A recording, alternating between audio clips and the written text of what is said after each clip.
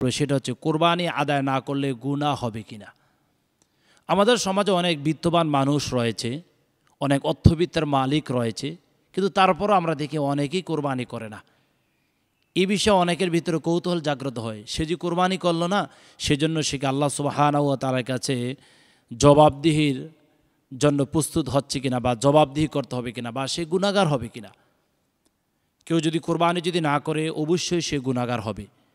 নবী মুহাম্মদুর রাসূলুল্লাহ সাল্লাল্লাহু আলাইহি ওয়াসাল্লামের চমৎকার একটি হাদিস আমার স্মরণ হয়ে গেল।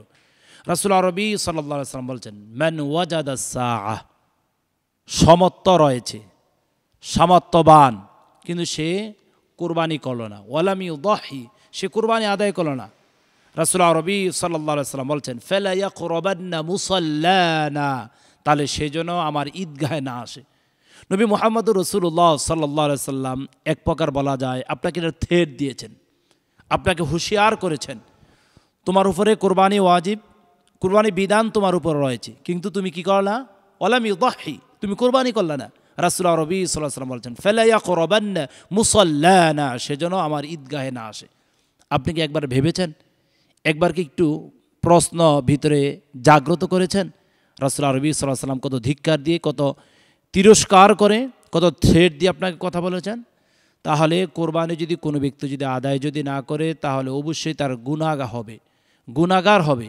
এবং ইমাম আবু হানিফা সহ অন্যান্য ইমামদের মতো হচ্ছে, কেউ যদি কোরবানি আদায় যদি না করে গুনাহ হবে।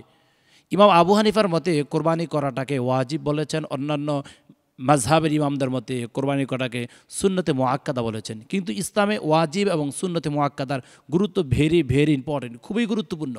এই জন্য আমরা কোরবানি আদায় করব। কেউ যদি সামর্থ্য থাকার পরও যদি কোরবানি আদায় না করে, তাহলে এই হাদিস দ্বারা এবং কোরআনের অসংখ্য অগণিত আয়াত রয়েছে বিষয়ে সে গুনাহগার হবে।